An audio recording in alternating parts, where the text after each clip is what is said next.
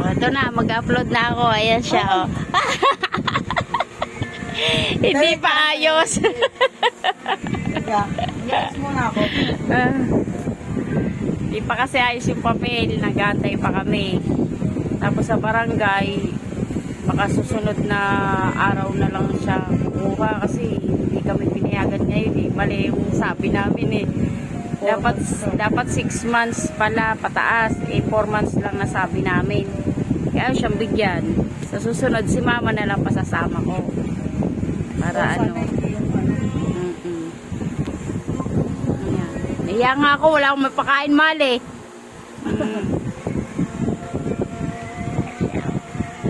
Oh, nandito siya sa atin, oh.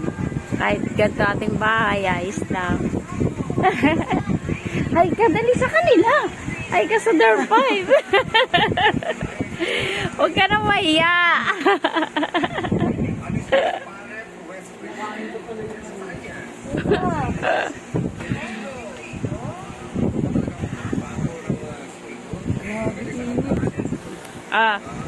Sige na, mag-ano ka na. Itok mo na sila. Ha?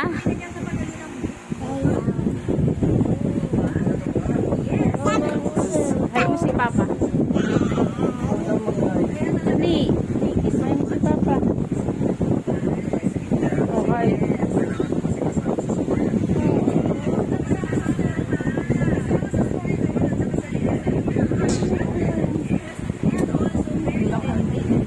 Ang laki. Mahulog. Sa amin naman, nabenta rin namin.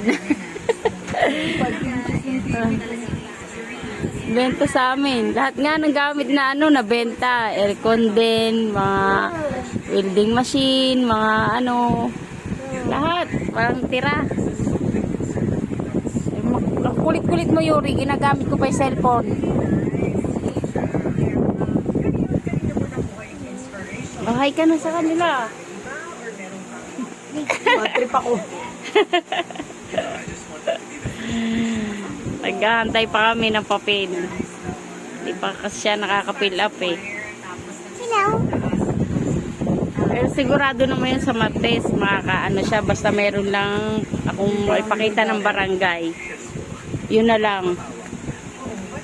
Yun na lang kailangan eh. Barangay clearance. Sana iba yung ano, yung nagbabantay doon. Oo. Nagbibigay ng ano. Para maano. Sige na, bye-bye na. Love you na, bye-bye.